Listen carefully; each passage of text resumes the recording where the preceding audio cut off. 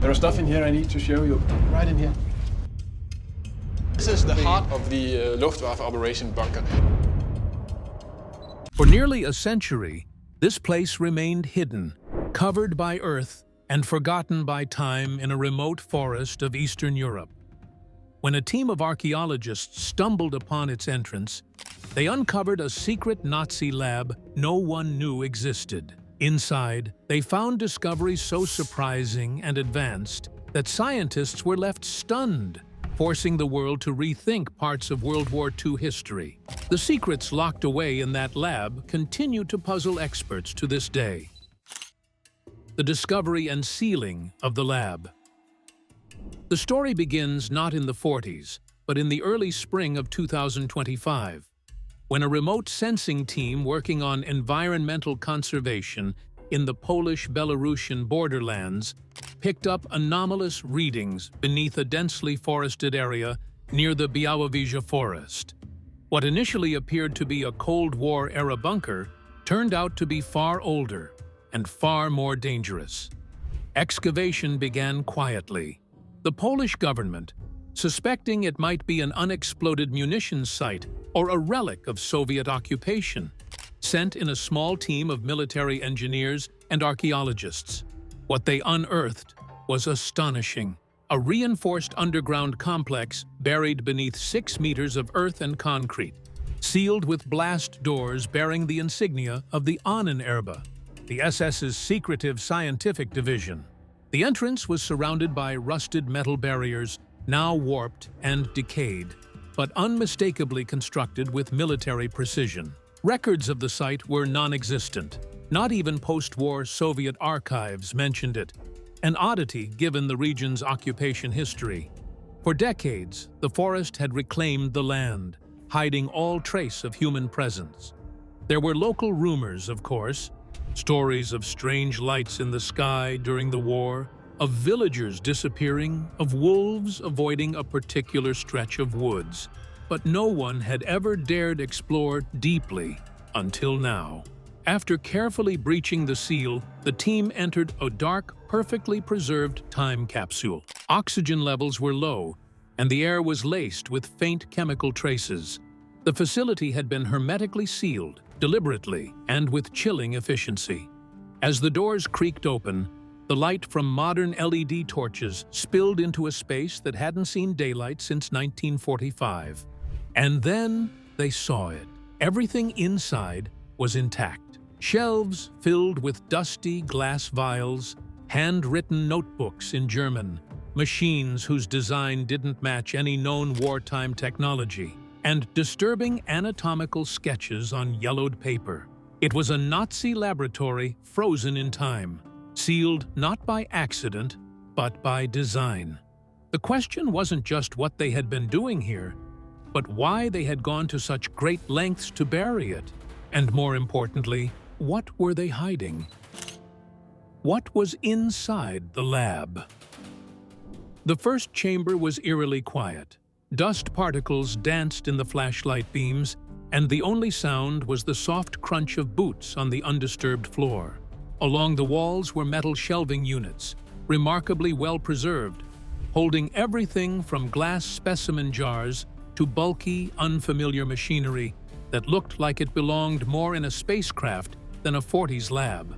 One table bore stacks of documents, many handwritten in tight, slanted German script. Pages had yellowed, but the ink was legible. Diagrams of the human nervous system were mixed with strange equations and unfamiliar symbols. One file was marked Project Morgenröte, Project Dawnlight. It would become a name that haunted researchers for months. The team's biomedical expert was the first to notice something deeply disturbing: detailed anatomical charts of non-standard physiology. Some drawings depicted enlarged cerebral cortices, modified spinal columns, or internal organs arranged in unfamiliar configurations. These weren't just theoretical studies. They appeared to be records of actual experimentation. Further in, the team uncovered a sealed storage unit. Once opened, it revealed rows of steel cryogenic canisters. While long since deactivated, temperature insulation had kept them relatively preserved. Inside were samples, tissue, bone, even entire organs, catalogued and labeled. DNA testing would later confirm that many were human, and not all showed signs of standard biological development. But perhaps the most shocking find came in the lab's inner sanctum. In a reinforced vault behind thick lead doors, the team discovered what could only be described as experimental technology, a complex device of wires, tubes, and rotating magnetic coils. It had no clear purpose and no known parallel in World War II-era engineering. The design included instructions suggesting it was meant to affect human consciousness. One researcher, reviewing the recovered notes, translated a chilling sentence scribbled in the margin of a lab report. "The threshold is thinner than we thought. Soon we will be able to see through." That same week, a historian on the team uncovered a reference in the Unanswered archives to dimensional perception experiments, an alleged Nazi effort to assess altered states of consciousness, possibly inspired by occult beliefs or fringe physics. Suddenly, the sealed lab was no longer just a historical curiosity. It was evidence of something far stranger and far more advanced than anyone had imagined. And the deeper they went into the records, the more one terrifying question took shape. Did they succeed? The dark genius of Nazi science, laboratories, inventors, and wartime breakthroughs. During the Second World War, Nazi Germany's quest for supremacy wasn't limited to armies and weapons alone. It was also a battle of scientific innovation, fueled by a chilling combination of ideological fanaticism and ruthless ambition. Behind the swastika banners, some of the most brilliant and most infamous scientists and laboratories of the era pushed the boundaries of technology, medicine, and even human experimentation in ways that still shock the world today. The Third Reich invested heavily in scientific research, establishing specialized laboratories and institutes designed to outpace Allied advancements. Next month, the Nazi leader Adolf Hitler was appointed Chancellor, the head of the German government. Intelligent, charismatic, and an effective administrator, von Braun quickly became a leading figure in the German army's rocket program. Among the most notorious was the Peenemünde Army Research Center, where visionary rocket engineer Wernher von Braun and his team developed the V-2 rocket, the world's first long-range guided ballistic missile. Though instrumental in advancing rocket technology, the project's darker side involved slave labor, brutal conditions, and countless deaths. The V-2 program was a stark reminder that Nazi scientific progress was often built on human suffering, but rocketry was just the tip of the iceberg. The Nazis sought to harness science for every facet of warfare, and for their twisted vision of racial purity. The infamous Unanswered organization, led by SS officer Heinrich Himmler, combined archaeology, anthropology, and occultism in a desperate attempt to validate Nazi ideology through scientific means. This shadowy group sent expeditions across Europe and Asia in search of ancient artifacts and hidden knowledge, hoping to prove Aryan supremacy through myth and legend. Yet, beneath this veneer of mysticism lay darker pursuits, including experiments that blurred the line between science and cruelty.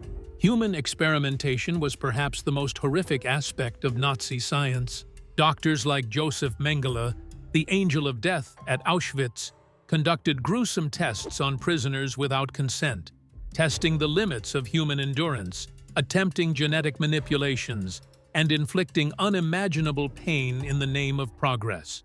These experiments were conducted in secret facilities scattered throughout concentration camps, revealing a monstrous side of scientific inquiry where ethics were discarded in favor of ideology and pseudoscience. Parallel to these brutal human trials, Nazi scientists also advanced in fields like chemical warfare and medicine. They developed deadly nerve agents such as sarin and tabun, early precursors to modern nerve gases, while simultaneously working on vaccines and treatments to protect their soldiers from these very weapons. The contradictory nature of this research highlights a regime that was simultaneously obsessed with destruction and control. Engineering innovation also flourished in areas like aviation and submarines. The Messerschmitt Me 262, the world's first operational jet fighter, represented a leap forward in aerial combat capability, though its late introduction and production issues limited its impact. Meanwhile, Nazi U-boats equipped with advanced technologies stalked the Atlantic, disrupting Allied supply lines and prolonging the war. Underneath these technological achievements, however, lay a sinister foundation: a disregard for human life and an obsession with racial purity that stained every experiment and invention. Scientists often operated with near-total impunity, protected by the SS and shielded from international law. Many fled or were quietly absorbed into post-war research programs, bringing their dark knowledge and the shadow of their past with them. The legacy of Nazi scientific innovation is therefore a paradox. Brilliant breakthroughs born from cruelty, ambition intertwined with horror. These laboratories and their inventors shaped not only the outcome of the war, but also the trajectory of post-war science, medicine, and technology in ways that remain deeply controversial and haunting. But while Nazi scientists raced ahead in their dark experiments and deadly inventions, who was watching?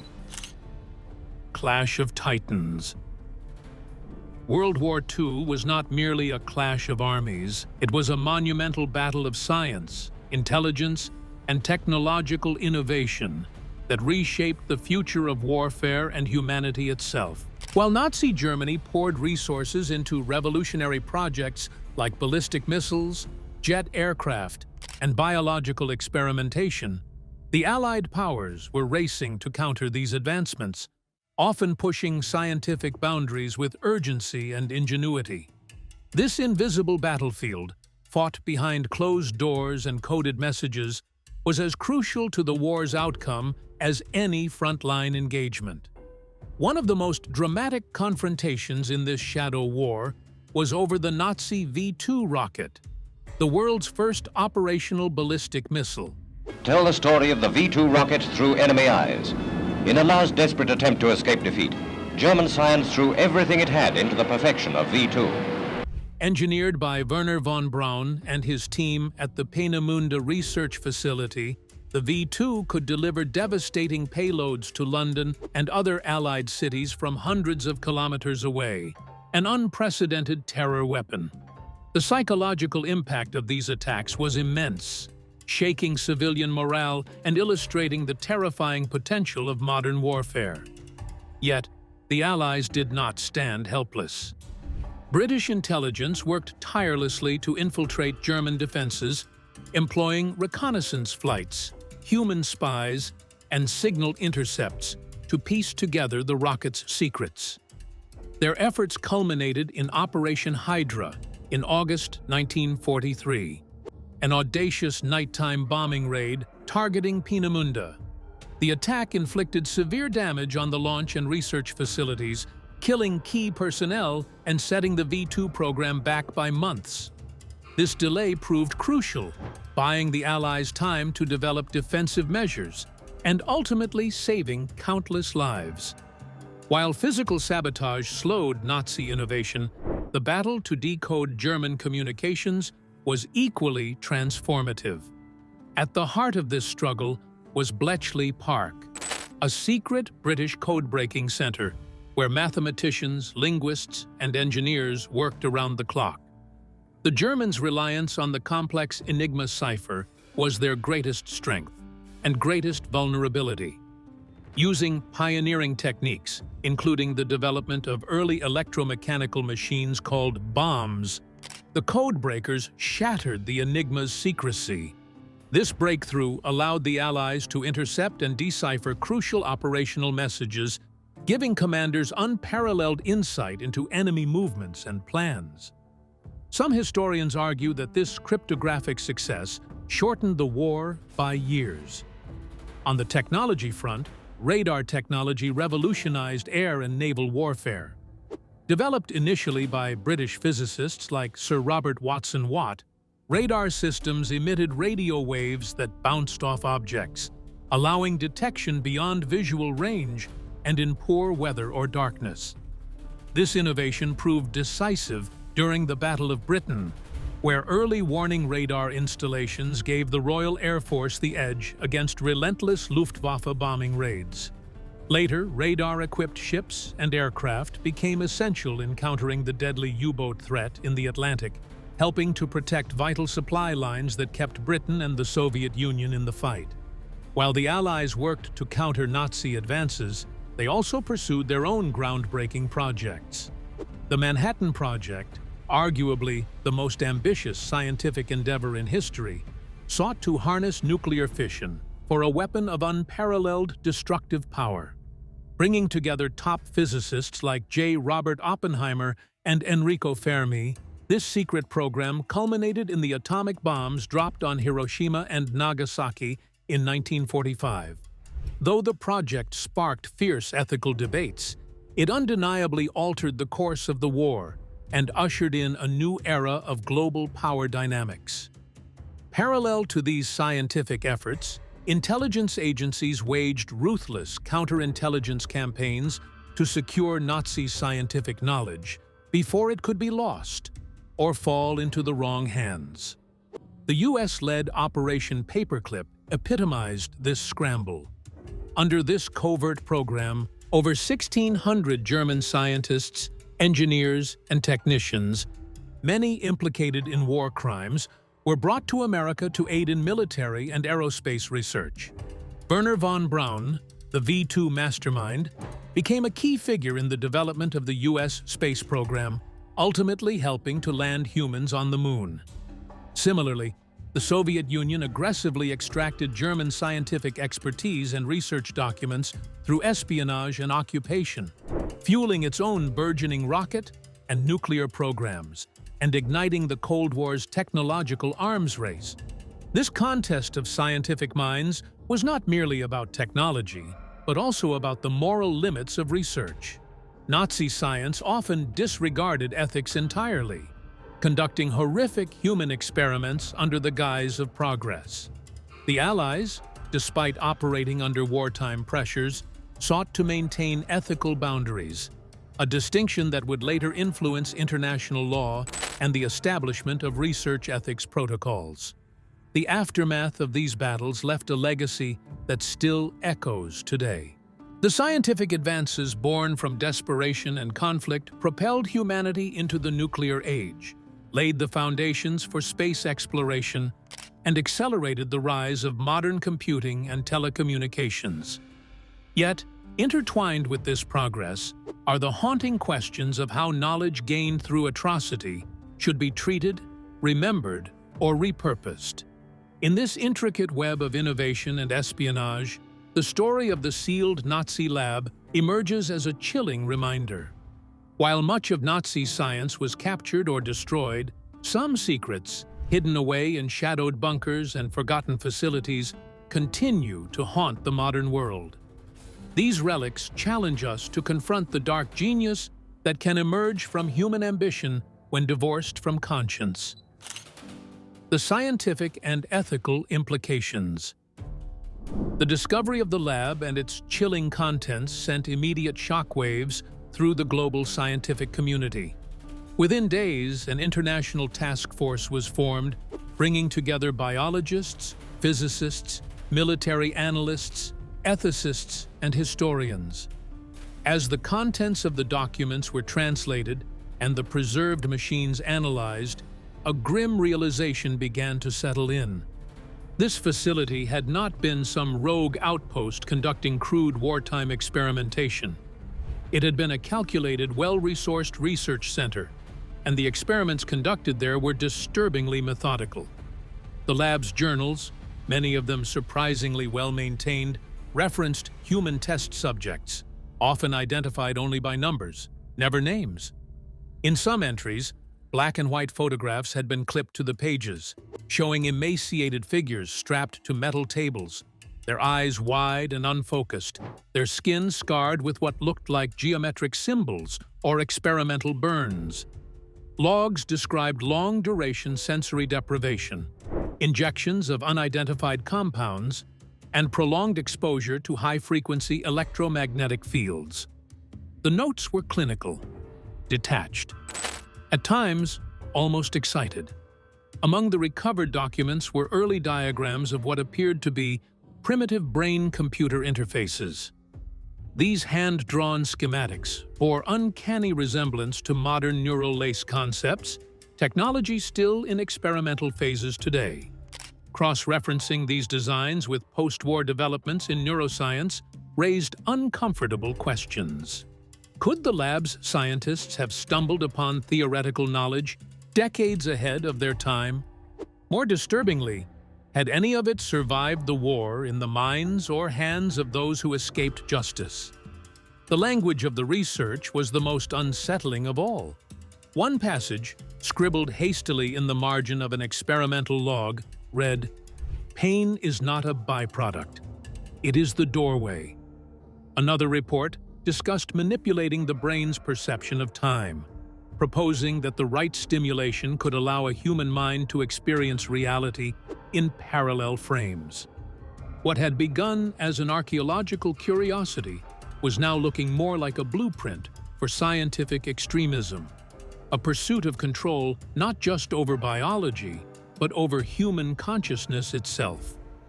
As the findings were debated in classified rooms around the world, one question grew louder. Were these the ravings of deluded pseudoscientists or the foundation of something dangerously innovative? Ethicists warned against giving credibility to such monstrous work. Still, several researchers, off the record, admitted that aspects of the technology and data were, in a disturbing way, compelling. Concepts such as quantum cognition, electromagnetic memory transfer, and consciousness alteration, while fringe today, had clearly been explored here in a crude but deliberate form. Behind the scenes, governments began to quietly restrict access to the data. Intelligence agencies grew interested. Corporations working in biotechnology and military applications began sending quiet inquiries. What had started as a historical excavation had become a strategic asset and a moral crisis. Was this knowledge too dangerous to study? Or was ignoring it even more dangerous? The historical impact and repercussions. As news of the lab's existence leaked, first through whispers among academic circles, then in blurred satellite images and anonymous forum posts, pressure mounted on the Polish government to disclose what had been found. Official statements were vague, describing the site as a World War II-era bunker of possible research interest. But by then, it was too late. The media caught on, and the story was out. A sealed Nazi facility, untouched for 80 years, filled with documents, devices, and possibly evidence of human experimentation. The international reaction was swift and fractured. Some nations demanded transparency, calling for an open investigation under United Nations supervision. Others, particularly those with Cold War intelligence archives, remained conspicuously silent. Behind the scenes, a scramble began to trace any mention of Project Morgenröte, or the scientists listed in the recovered documents. Several names, previously believed to have died during the fall of Berlin, suddenly reappeared in old post-war immigration logs, some having resurfaced in South America, others quietly absorbed into American or Soviet research programs under different names. Historians began re-evaluating parts of the war's closing chapters. Could certain technological leaps, like early jet propulsion, chemical enhancement programs, or even the foundations of modern psychological warfare, have roots in labs like this one? The declassified Operation Paperclip files had already revealed how far the U.S. had gone to secure Nazi scientific talent. That's right, these were Hitler's top weapons makers, and Operation Paperclip became a classified military program to bring them to the United States. But the contents of this facility suggested a parallel, more radical track of research, one so dangerous or unstable that it was sealed, hidden, and erased from the record entirely. Public backlash grew. Protests erupted in Warsaw, Berlin, and even New York, with demonstrators demanding full disclosure and the ethical burial of any human remains or evidence of atrocity. Holocaust remembrance groups called for international oversight, fearing the lab's existence would spark new waves of conspiracy or denial. At the same time, fringe theorists and nationalist movements twisted the story to suit their own narratives, spreading misinformation and turning a chilling historical discovery into a political weapon. Within academic circles, however, a more philosophical debate had begun. If the Nazis had truly been exploring concepts now surfacing in cutting-edge science, consciousness manipulation, human-machine interfacing, enhanced cognition, what responsibility did the modern world have in dealing with that knowledge? Could we, with all our progress and moral frameworks, separate the information from the ideology that birthed it? The lab, once a forgotten relic buried in the earth, had become a mirror. It reflected not only the horrors of a dark past, but the fragile line between innovation and abuse, between scientific ambition and ethical collapse. And perhaps most unsettling of all, it forced the world to ask a question no one was prepared to answer. How much of our present is built on secrets we were never meant to find? The unanswered questions and mysteries. Despite months of investigation, translation, and analysis, many of the lab's secrets remain frustratingly out of reach. The documents recovered were extensive but fragmented, some burned along the edges, others water-damaged, and many deliberately encoded with symbols and shorthand known only to the original researchers. A large portion of the handwritten material remains untranslated, not because it's in an unknown language, but because the syntax and structure don't match anything conventional. Some experts theorize it was a personalized cipher. Others believe it might represent a fabricated scientific dialect created to isolate the knowledge within the facility. Most unnerving were the gaps, entire rooms sealed off behind reinforced doors, with locking mechanisms unlike any used elsewhere in the bunker. One such chamber, deep underground and accessible only through a collapsed shaft, was discovered months after the initial excavation. Inside, investigators found charred remains and twisted metal, as if an explosion had occurred there. Radiation readings spiked briefly before returning to normal. What had happened in that room and why it had been locked so deliberately remains unknown.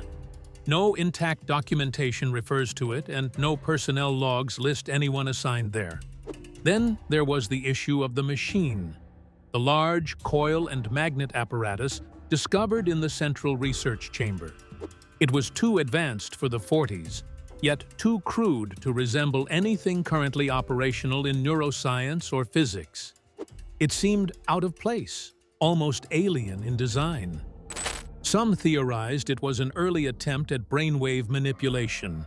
Others suggested it was meant to generate an altered electromagnetic field capable of affecting perception. But no one could be certain. Initial tests run by a NATO research team resulted in strange data patterns and even stranger human responses. Several researchers reported headaches, visual distortions, and a feeling of temporal displacement after being near the activated device for extended periods. The machine has since been dismantled and moved to an undisclosed location. More troubling still were the personal effects discovered in a locked drawer, a collection of letters never sent, written by a senior researcher who seemed to have grown disillusioned with the project. One letter, addressed to someone named Lotte, described experiments that had gone too far and mentioned a rift that should never have been opened. Another referenced a group within the lab who had begun to believe their research was no longer scientific but spiritual, that they were piercing a veil. The writer warned that the lab had become a house of mirrors, and one day something will look back. To this day, no one knows what became of the staff. No official records list survivors. No bodies were found in the facility. Only shadows remain, glimpses of their work, fragments of their thoughts, and the haunting silence of an empty lab sealed in darkness for 8 decades. As investigations continue under heavy classification, theories abound. Some say the project was an elaborate failure, a final burst of Nazi desperation as the Third Reich collapsed. Others believe it was abandoned, not because it failed, but because it worked, and the consequences terrified even its creators. Whatever the truth, one fact is undeniable. The lab was not built to be found. It was built to be forgotten. The final fall. As the tide of World War II turned decisively against Nazi Germany, the once feared Third Reich's scientific ambitions and intelligence networks began to unravel under relentless pressure from the Allied forces. The death throes of the Nazi regime were marked not only by military collapse, but also by the desperate, chaotic attempts to protect and sometimes destroy their most sensitive secrets. By 1944 and early 1945, Allied advances on multiple fronts shattered the facade of Nazi invincibility. The relentless bombing campaigns, Soviet offensives from the east, and the Normandy invasion from the west compressed Germany into a shrinking pocket of resistance. In these final months, the Nazis knew that their technological marvels, secret labs, and intelligence operations faced imminent capture. Some high-ranking officials ordered the destruction of sensitive materials, while others tried to smuggle away crucial personnel and research.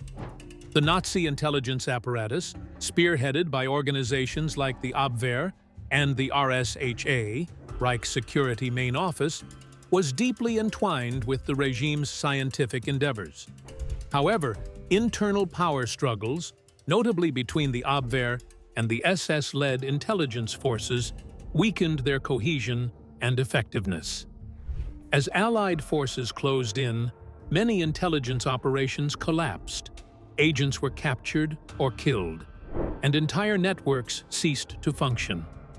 One of the darkest chapters in this collapse was the hurried evacuation of scientists and sensitive research documents. Operation Eichmann's Archive, an informal term for Nazi efforts to conceal evidence of scientific and military research, saw vast quantities of files, prototypes, and biological samples hastily packed and transported to hidden bunkers or taken westward to avoid Soviet capture. This frantic scramble was emblematic of the regime's desire to safeguard knowledge that could either empower future wars or embarrass the victors. Despite these efforts, many facilities fell intact or only partially damaged into Allied hands. The discovery of secret laboratories, like the infamous sealed lab in Poland, stunned the world with the extent and nature of Nazi scientific ambition. Allied occupation forces meticulously catalogued captured materials, though some records and artifacts mysteriously vanished, fanning conspiracy theories about deliberate suppression or secret acquisitions. As the regime crumbled, many Nazi scientists faced grim fates. Some, like Wernher von Braun, were swept into Allied programs under deals like Operation Paperclip. Brought to the U.S. in a secret program to advance American security interests during the Cold War. It sounds like the plot of a film drama, but it actually happened, and on a large scale. The story is told in the new book, Operation Paperclip. Their expertise repurposed for new geopolitical battles. Others were prosecuted during the Nuremberg trials for their complicity in war crimes, especially those involved in unethical human experimentation. The ethical reckoning following the war was unprecedented, establishing legal and moral frameworks to prevent the repetition of such atrocities. The intelligence battle did not end with Germany's surrender in May 1945. The Cold War rapidly took shape, and former Nazi secrets became pawns in a global game between the United States and the Soviet Union. Both powers aggressively recruited former Nazi scientists and spies, repurposing knowledge born in darkness for their own agendas. This uneasy inheritance, technology and information forged in one of history's darkest regimes, cast long shadows over post-war science and international relations.